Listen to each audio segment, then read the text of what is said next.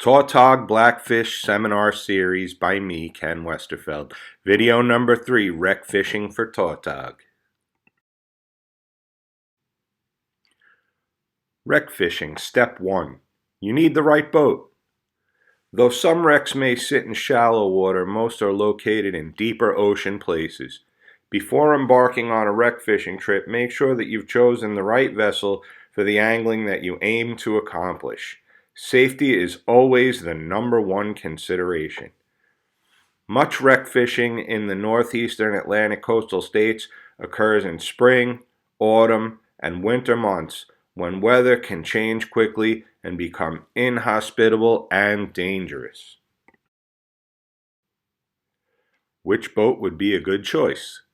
The 23-foot walk-around is okay for inshore waters, but you need to pick your days in the ocean. Same for the 22-foot center console, but weather can change in the ocean quickly and can become dangerous fast. Both A and B are great choices for the bays or the sound.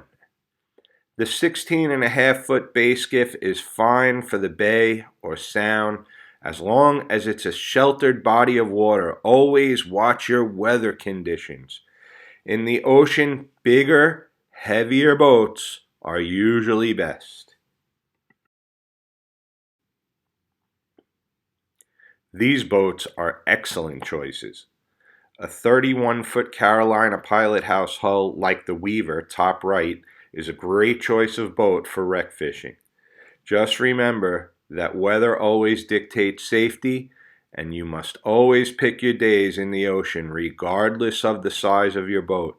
A 36-foot down east hull is an even better, heavier choice of hull.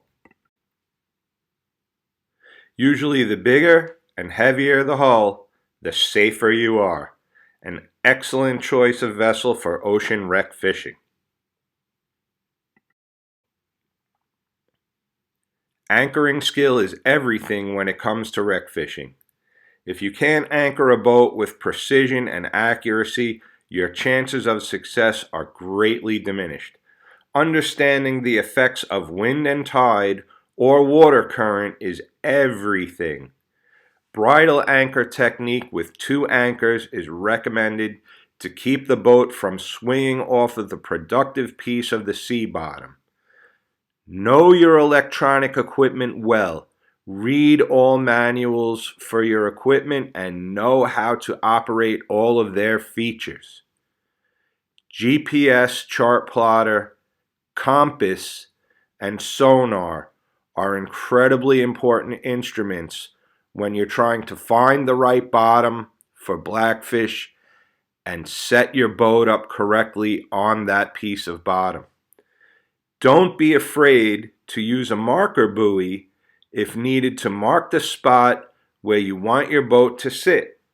A marker buoy is just an adequate amount of line footage wrapped around a buoy, hopefully in the round shape, that will unspool with a weight tied to the end. It will hit the bottom, it will stay planted in one place, and it will show you where that productive bottom is sitting.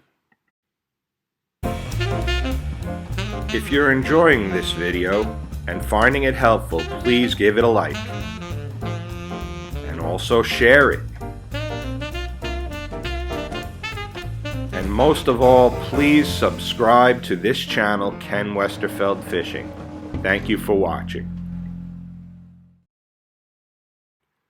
Once your boat is anchored properly, now you can begin wreck fishing. Conventional rods and reels in the 30-pound test class are recommended.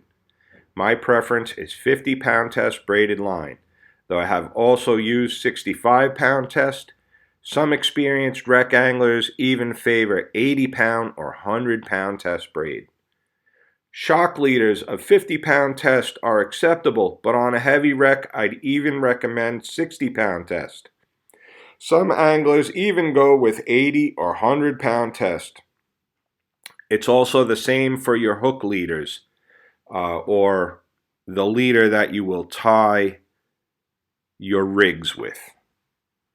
Hook sizes from 4/0 to 6/0 I prefer mainly octopus style or Aki hooks for blackfish. For all of my rigging techniques, please watch these videos on my channel. How to tie a G3 or is it G4 knot?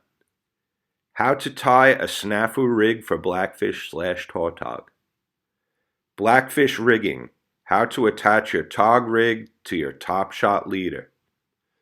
Blackfish/tautog. How to tie a slider hook/Belmar rig. How to rig for blackfish/tog jigging. My tackle preference is I use a CalStar Graphiter 800L custom rod, cut down to 7 foot 3 inches, which is rated for 15 to 30 pound test line.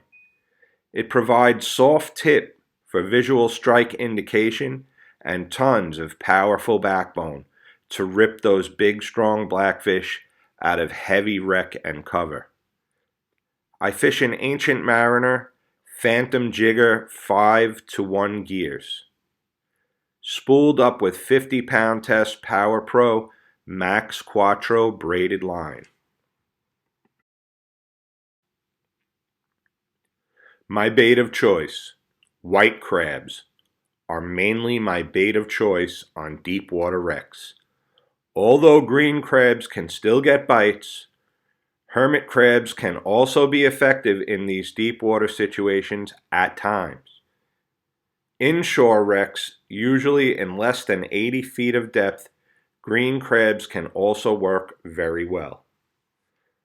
But white crabs are always pretty much my bait of choice. Recommended important accessories list. Waterproof deck boots, insulated especially in the colder months. Foul weather gear like Grundens, Helly Hansen, or Stormer jackets and coveralls. Warm dry clothes. Insulated underwear or performance underwear like Under Armour. Warm dry socks. Hooded sweat jacket or warm insulated coat. Gloves. Food and drinks. Hot soup or hot tea might be good choices.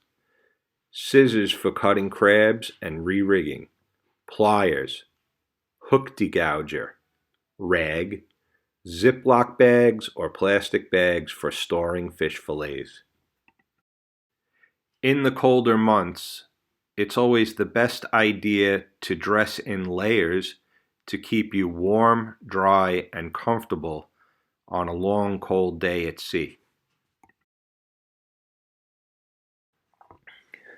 Top tips. Conditions are everything. Always pay attention to the conditions that you're encountering throughout your trip. Speed of current or direction of current can and probably will change at some point.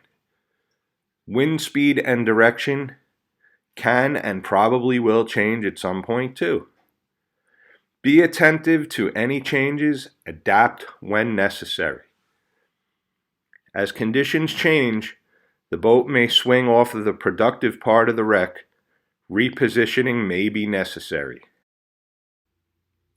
As current changes, the way that the fish are feeding can also change. You may need to change up your presentation. If you cease getting bites or action slows down, I advise trying different things. Maybe the fish preferred whole crabs earlier. It's possible that now they prefer crabs cut in half, or possibly the opposite. You may want to try a different rig. If a wreck is particularly sticky, snaggy, you may want to try fishing a single hook and maybe even shorter hook leader, anything to minimize snagging in the bottom. Additional wreck fishing tips. One of the main mistakes that I see anglers make is to fish their line tightly straight up and down without any slack or belly in their line. Blackfish, like most other species, dislike feeling tension when they hit a bait. A tog may not always hit a bait with reckless abandon.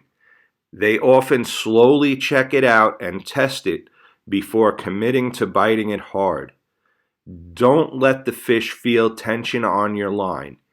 Give them some slack. Figuring out how to get the most bites is the most important part of hooking and fighting as many fish as possible. Know how to attach your crabs to the hook or hooks properly. Thread the hook in one leg socket and out of another leg socket so that the bait is firmly seated on each hook. Although it is highly necessary for just a little bit of hook point to be exposed at all times, never bury the hook point in your bait ever. I never swing for the hook set on the first bite unless I feel the fish swimming away with my bait. If you're feeling small bites or little scratches, wait them out patiently until you feel a solid tug. I also have to add that when you're out there fishing, always visually inspect your top shot leaders and your hook rigs. Check your line for nicks, scrapes, abrasions, any weak points. If you see them, then don't be lazy. Please change your leader, change your hook rig. It is not worth breaking off a big fish. I've also noticed many times that when leaders start to get scraped up and discolored, fish tend to bite them less. Don't be lazy. Change your leaders. Don't expect instant gratification. Patience is highly necessary some days. Bites can come very slow or not at all. I have fished many trips for one good bite. Great action usually occurs when water temps are at peak, at some points during the fall or spring seasons. Winter fishing can be hard and slow, but worth the challenge. Every trip is a new learning experience. In my experiences, the anglers who pay the most attention to the most details usually catch the most fish. Thank you all so much for watching my Blackfish Seminar Series videos. I hope that you found them helpful and informative. If so, please recommend them to your friends. Tog are my favorite inshore species, one of the most challenging bites to figure out, one of the hardest fighters pound for pound. They can frustrate the most seasoned anglers with snags and breakoffs, and certainly one of the most delicious cold water fish species from our northeastern Atlantic coastal states. I hope that the tips that I've offered in these videos help to improve your score on your next Blackfish trip. Until next time, this is Ken saying please stay healthy and best of luck out on the water.